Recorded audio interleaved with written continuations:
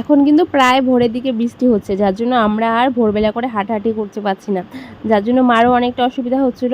তো আজকে বৃষ্টি পড়েনি, আজকে ওয়েদারটা অনেকটা ভালো ছিল।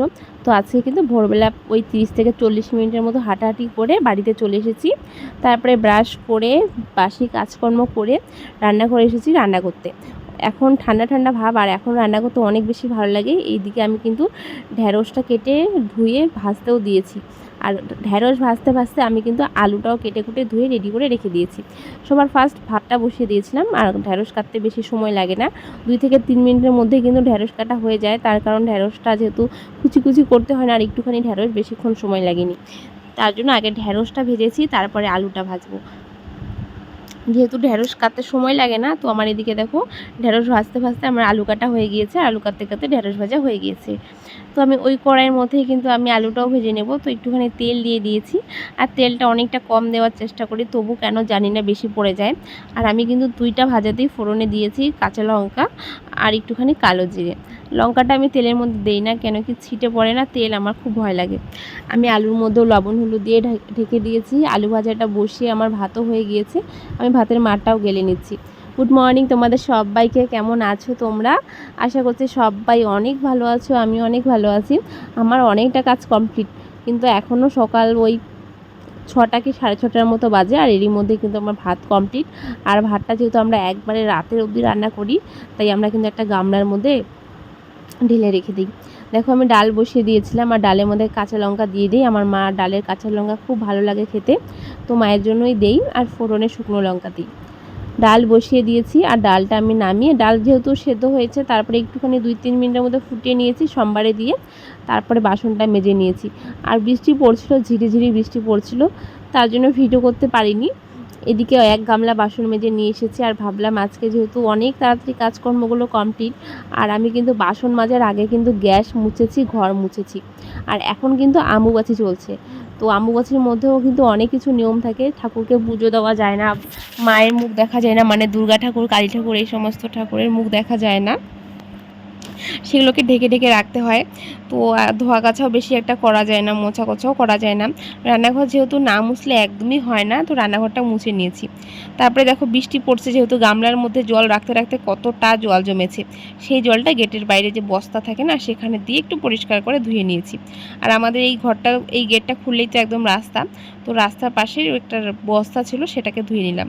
তারপরে এই যে ঘরে চলে আসলাম, এর মধ্যে মা চলে গিয়েছে স্নানে আর ব্রাশ করতে, যা সকালবেলার বাসি কাজ থাকে সেইগুলো। আর আমি বিছানাটা গুছিয়ে নিচ্ছি। বিছানাটা মানে আজকে যেহেতু মশারিটা মা খুলেছে না, ভাঁজ করা হয়নি। আমি যখন মশারি খুলি, খোলার সঙ্গে সঙ্গে মশারিটাকে কিন্তু ভাঁজ করে নিই।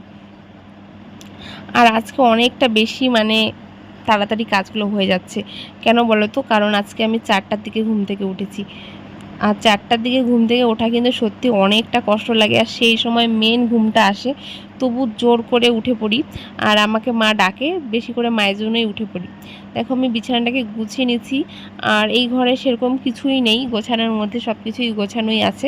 বিছানা তো রোজই গোছাতে হয়, আর আজকে যেহেতু খুব একটা নোংরা হয়নি, মানে 2-3 দিন পরপরই আমি বিছানা তুলে তুলে করি যদি সময় থাকে হাতে। আর যেহেতু বৃষ্টি হচ্ছে না, ইচ্ছে করছে না। এই যে গাছটা দেখতে পাচ্ছ, এই গাছটা বুনু পাঠিয়েছে মাকে দিয়ে। তো গাছটার নাম আমি ঠিক জানি না। গাছটাতে একটু জল দিয়ে দিচ্ছি। গাছটা মানে এগুলো কি বলতো, ফুলের গাছ না, এগুলো জানোই তোমরা, এমনি সৌন্দর্যের জন্য গাছগুলো রাখা হয়। গাছটা অনেকটাই ছোটো, এই গাছটা অনেক বেশি বড় হয়। গাছটা দেখতে অনেক বেশি সুন্দর ছিল, কিন্তু আমার মা যখন এনেছে না বাসে করে, মাঝখানের মানে পাতাগুলো, মাথাগুলো ভেঙে গিয়েছে। জানি না এই মাথাটা কবে ক্লিয়ার হবে, হয়তো হবে না, নতুন পাতা বের হবে, এটা পড়ে যাবে। তারপরে দেখো এদিকে খেতে এসেছি, আমি আর মা মিলে। ওখানে আমি মায়ের জন্য ভাত বেড়ে রেডি করে রেখে দিয়েছি, মা এখনও আসেনি। মার জন্য ভাত বেড়ে এই যে আমি অপেক্ষা করছি কখন আসবে আর আমরা খাবো। আজকে হয়েছে ডাল, আলু ভাজা, ঢেঁড়স ভাজা, আর একটু নিয়েছি লেবু। খুবই সাধারণ, খুবই সিম্পল, যার জন্য রান্নাটা খুব তাড়াতাড়ি হয়েছে। খাওয়া দাওয়ার পরেই তো গোছাগুছি একটু করতে হবে, আর একটু জিনিসগুলো এলোমেলো হয়েছিল, সেটাই ঠিক করতে ঘরে এসেছি। যেহেতু কাজগুলো তাড়াতাড়ি হয় না, তখন না কোনো কিছু দিয়ে তাড়াহুড়ো থাকে না। আর আমাদের যেহেতু মানে রান্নাবান্নাটা একবার করলে আমাদের ৩ বার হয়ে যায়, তো রান্নাবান্নার দিকেও আর সেরকম কোনো চাপ নেই। সারাদিনের মতো রান্নাঘর একদম পরিষ্কার পরিচ্ছন্ন করে বেরিয়ে পড়েছি। এখন এই যে ঘরটাতে এসেছি, কিছু জিনিসপত্রগুলো এলোমেলো হয়েছিল সেটাকেই গুছিয়ে নিতে। আর ওই যে ১ গামলা ভাত বেড়েছি সেটা এই ঘরে নিয়ে এসেছি। এটা নাড়ানাড়ি হলে না গন্ধ বেরিয়ে যায়। তো আমরা কিন্তু মানে ভাত বাড়ার সঙ্গে সঙ্গে গামলার মধ্যে বেড়ে রেখে দিই। এদিকে দেখো ঢেঁড়স ভাজা খাওয়া দাওয়ার পর যেটুকু বেঁচেছে এটা দুপুরে হয়ে যাবে, আর রাতে যদি না হয় তাহলে কিন্তু আলু সিদ্ধ বা ডিম সিদ্ধ বা ডিমের তরকারিও হয়ে যেতে পারে কখনো কখনো। তো এখানে ঢেঁড়স ভাজা আর আলু ভাজাটাকে দেখিয়ে দিয়েছি, এটাকে ঢেকে দিলাম। আর এখন এই যে বিছানাটা দেখছো এটাকে একটু ঝেড়ে ঝুড়ে রেখে দেবো।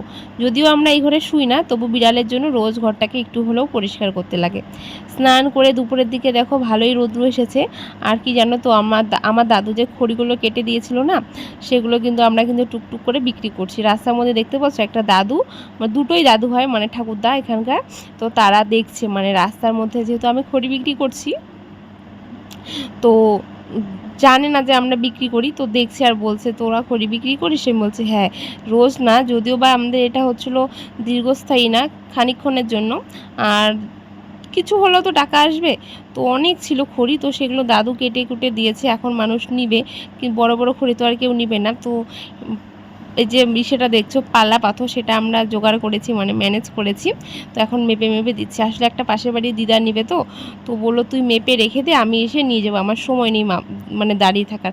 10 কেজি নেবে, 10 কেজি মাপতে অনেক বেশি সময় লাগছিল, তার কারণ সে ভাত বসিয়েছে। তো ভাত বসিয়ে এতক্ষণ আমাদের বাড়িতে থাকাটা সম্ভব না। আমার যেহেতু মানে কি বলতো মাপার 1 কেজি যে হয় না, সেটা আমরা বানিয়েছি পাশের বাড়ির দোকানে, ওখান থেকে মাপ করে। তো 1 কেজি করে মেপে তারপরে 1 কেজি করে এখানে দিই আমি। 2 কেজি করে 5 বার মাপলে আমার 10 কেজি হয়ে যাবে, তো সেটার সময় নেই। তো সে বললো তুই মেপে রেখে দে, আমি শুধু এসে নিয়ে যাব। তো আমি মেপে দিচ্ছি। তো ভালোই টুকটাক করে বেচাকেনা হচ্ছে, এর আগেও করেছি, মানে নতুন একটা অভিজ্ঞতা বলতে পারো। তো এটা যেহেতু আমরা সবসময় করব না, কিছু খড়ি আছে বলে আমরা শেষ করে দিচ্ছি, রাখার তো জায়গা নেই। আর এমনিতে তো মানুষকে দিলে জানোই আমরা এতটাও বড় না যে মানুষকে এমনি এমনি জিনিসগুলো দিয়ে দিব, তো আমরা যার জন্য বিক্রি করে দিচ্ছি। তো এখানে আমি 10 কেজি মেপে রেখে দিয়েছি, যেটা বেঁচে ছিল সেটা আলাদা করে সাইড করে রেখে দিয়েছি, পরে দিদাটা একসময় এসে নিয়ে যাবে। তো এদিকে দেখো গাছের থেকে আম পড়েছে ধূপধাপ করে, এখন আর আম পড়ে না আগের মতো, ওই 5 থেকে 6টা আম পড়েছে। তার কালকে যেহেতু অম্বুবাচী শেষ হবে, মানে আজকেই শেষ হবে সন্ধ্যা 6টার দিকে, আমি না ঠিক জানি না, তো যাই হোক কালকে হয়তো পুজো দিতে পারবে। কালকে ঠাকুরকে তো আম কাঁঠাল দুধ এসব দিয়ে পুজো দিতে হয়, এসব কালকে খেতেও হয়। কালকের জন্য 3টা আম কেটে মানে আলাদা করে রেখে দিয়েছি। তো চলো এখন আমটাম খেয়ে বিকেলবেলা বাচ্চাদের পড়াবো, তারপরে আর সেরকম কাজ নেই, মোবাইল দেখবো শুয়ে শুয়ে। আর এই যে আমটা দেখছো আমি আর মা খাবো। তো চলো আজকের ভিডিওটা এখানে শেষ করছি, সবাইকে টাটা।